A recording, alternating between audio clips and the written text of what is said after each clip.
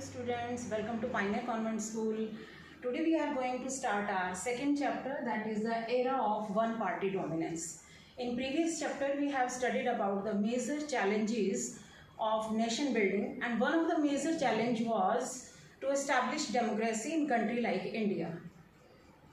To establish democracy मतलब just freedom के बाद हमने ऑलरेडी बहुत सारे चैलेंजेस फेस किए. फर्स्ट कि इंडिया और पाकिस्तान का पार्टीशन हुआ, उसके बाद प्रिंसली स्टेट्स को इंटीग्रेट करने का भी एक बहुत बड़ा चैलेंज था. साथ के साथ जो है फ्री कंट्री में डेमोक्रेसी इस्टेब्लिश करना, और ऐसा देश जहाँ पे बहुत सारे बैरियर्स हैं लाइक पॉवर्टी, इलिटरेसी, और ऐसी कंट्री में डेमोक्रेसी इस्टेब्लिश करना कोई आसान काम नहीं था.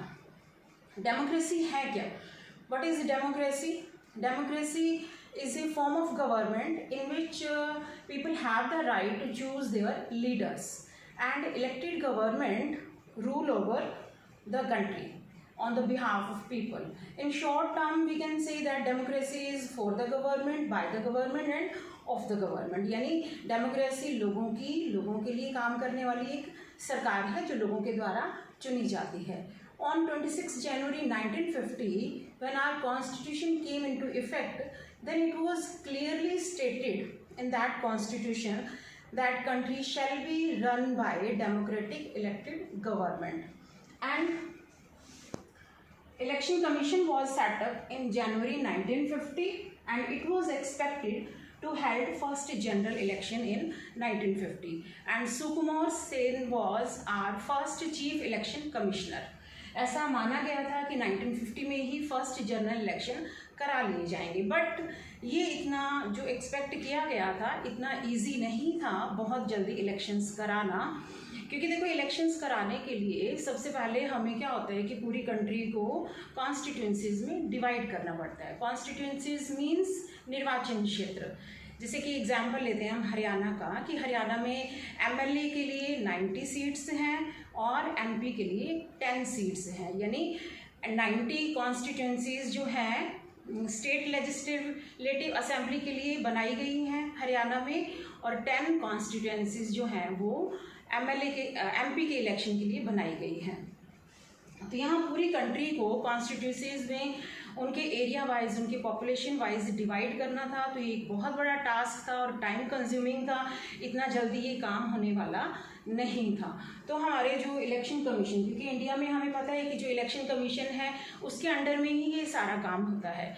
इवन इलेक्शन की डेट अनाउंस होने से लेकर जो उसका रिजल्ट डिक्लेरेशन होता है उसके बीच में जो भी प्रोसेस होते हैं सारा काम इलेक्शन कमीशन के अंडर में होता है.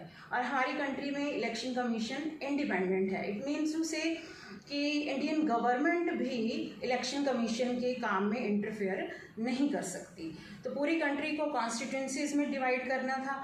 और उसके बाद जो सेकंड चैलेंज था वो था वोटर लिस्ट बनाना. वोटर लिस्ट यानी जिसे हम एनरोलमेंट मतलब इलेक्शन रोल भी कहते हैं. वोटर लिस्ट में जो भी एलिजिबल वोटर्स हैं उन सबकी नेम होते हैं.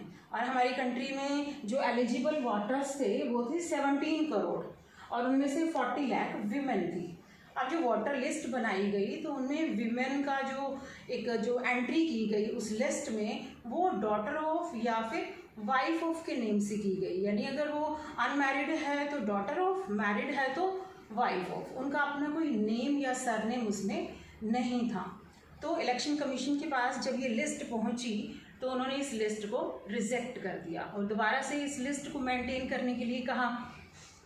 इसके बाद जो हमारी जो कॉन्स्टिट्यूंसीज बनाई गई, मैंने आपको पहले बताया है, तो यहाँ पर 3200 एमएलएज और 489 एमपीज.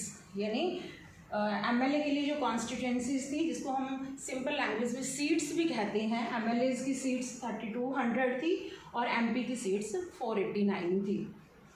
जिसमें से कि एक बड़ा चैलेंज और भी हमारे सामने था कि उस समय मोस्ट ऑफ द जो डेवलप्ड कंट्रीज़ हैं like north America and the countries in Europe, वहाँ पर डेमोक्रेसी एग्जिस्ट थी.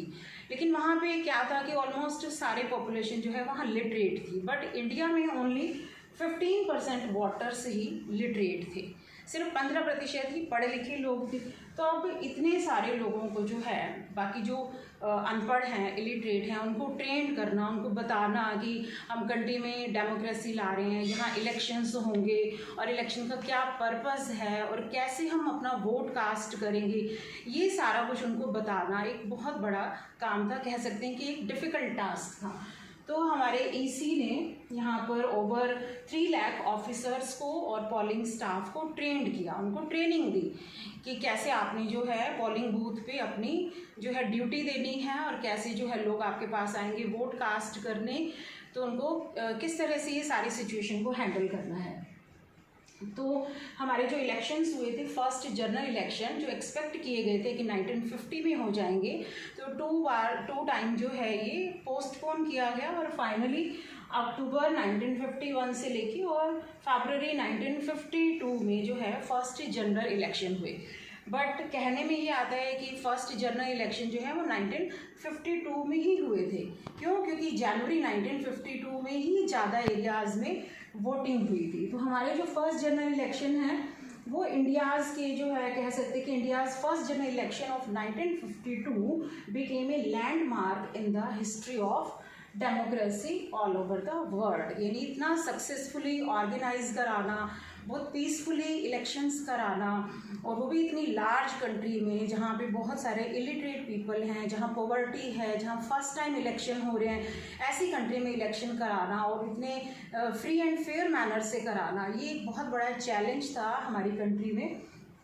हमारे इलेक्शन कमीशन के भी सामने बहुत बड़ी एक चुनौती थी। फर्स्ट टाइम इंडिया में इलेक्शन हुए तो उसका जो प्रोसेस था, जो मतलब लोग वोट कास्ट करने गए और पोलिंग बूथ पे किस तरह से उन्होंने अपना वोट कास्ट किया, तो बैलेट पेपर वाला सिस्टम था उस समय। बैलेट पेपर क्या होता है कि पेपर होता है जिसपे डिफरेंट पार्टीज़ के डिफरेंट कैंडिडेट्स के नेम होते हैं और उनके सामने उनके इलेक्शन सिंबल्स होते हैं, और जो भी यहाँ पर वोट कास्ट करने गया तो उसने उस पर्टिकुलर कैंडिडेट के नेम और सिंबल के सामने अपनी एक स्टैंप लगा दी और फिर उस पेपर को फोल्ड करके उस बैलेट बॉक्स में डाल दिया। तो ये उसको जो है काउंटिंग करने में और रिज़ल्ट डिक्लेयर करने में काफ़ी टाइम लग जाता था। और हमें ये भी पता है कि हमारी कंट्री में यूनिवर्सल अडल्ट फ्रेंचाइज एक जो प्रिंसिपल अडॉप्ट किया गया है। इट मीन टू से कि जितने भी अडल्ट पीपल हैं, चाहे वो मेल हैं, फीमेल हैं, पुअर है, रिच है, किसी भी कास्ट के हैं, किसी भी रिलीजन है, सबको इक्वल पॉलिटिकल राइट्स मिले हैं। तो यहाँ पर वोटर्स की संख्या, जैसे मैंने पहले आपको बताई कि 17 करोड़ यहाँ पर एलिजिबल वोटर्स थे, तो वोटर्स की संख्या भी बहुत ज़्यादा थी। इवन जो डेवलप्ड कंट्रीज़ थे ना, यूरोप के जितने भी कंट्रीज़ थे या नॉर्थ अमेरिका में, वहाँ पर भी जो है universal adult franchise system adopt नहीं किया गया था। बहुत सारी कंट्रीज़ में विमेन को वोटिंग राइट्स नहीं दे, बट हमारे देश ने जो है यहाँ पर सबको इक्वल पॉलिटिकल राइट्स देने के लिए फर्स्ट टाइम में ही ट्राई किया। तो इसमें काफ़ी टाइम लग गया था कि जो प्रोसेस होते हैं कि सबसे पहले कॉन्स्टिट्यूंसीज में डिवाइड करना पूरी कंट्री को, उसके बाद वोटर लिस्ट को बनाना, उसके बाद जो है उनकी कैंपेनिंग करने में, पोलिंग करने में और जो है रिज़ल्ट डिक्लेरेशन में एटलीस्ट 6 मंथ का टाइम लग गया था। तो ये देखा जाता है कि जो रिज़ल्ट आया बाद में, उस रिज़ल्ट को सिर्फ मतलब विनर पार्टी ने ही नहीं बल्कि जो लूज़र्स थे, जिन पार्टीज़ के पास मेजॉरिटी सीट्स फेवर में नहीं आई थी, उन्होंने भी उस रिज़ल्ट को एक्सेप्ट कराया। तो इस तरीके से हमारे फर्स्ट जनरल इलेक्शन बहुत अच्छे तरीके से फ्री एंड फेयर मैनर से, जहाँ पे कोई भी माल प्रैक्टिसेस नहीं हुई, कोई गड़बड़ नहीं हुई, कोई फ्रॉड तरीका यूज़ नहीं किया गया और लोगों को जो है फर्स्ट टाइम वोटिंग राइट मिला अपनी कंट्री में वोट कास्ट करने का और अपने लीडर को इलेक्ट करने का। और तब से लेकर हम देख रहे हैं आज तक जो है एमएलए के इलेक्शन हो या फिर एमपीज़ के इलेक्शन हो या इसके अलावा जो वो हमारा लोकल लेवल के एमसीज़ के इलेक्शन होते हैं, तो जो भी 18 ईयर्स अबव हैं वो सब वोट कास्ट करने जाते हैं और अपने वोट के थ्रू अपने गवर्नमेंट को, अपने लीडर्स को, अपने रिप्रेजेंटेटिव को इलेक्ट करते हैं। तो हमारी कंट्री में जो फर्स्ट जनरल इलेक्शन हुए तो उसमें जो पार्टी थी जिसको मेजॉरिटी सीट्स मिली, जिसकी गवर्नमेंट बनी, वो थी कांग्रेस पार्टी। कांग्रेस पार्टी ने सिर्फ 1950 में ही नहीं बल्कि उसके बाद जो नेक्स्ट जनरल इलेक्शन हुए और उसके बाद वाले थर्ड टाइम पे जो जनरल इलेक्शन हुए वहाँ पर भी काफ़ी सीट्स हासिल की। तो नेक्स्ट जो है हम पढ़ेंगे अपने लेक्चर में कि क्या रीज़न थे कि कांग्रेस पार्टी जो है एक लॉन्ग पीरियड तक अपना डोमिनेंस बना के रही, क्योंकि हमने देखा है कि चैप्टर का नेम है era of one party dominance, कि डेमोक्रेसी होने के बावजूद भी एक ही पार्टी कैसे लंबे समय तक कंट्री पे रूल करती रही, उसके क्या रीजंस थे। और जो है I hope this topic have been clear to you. मिलते हैं अगली वीडियो के साथ, तब तक टेक केयर, बाय बाय।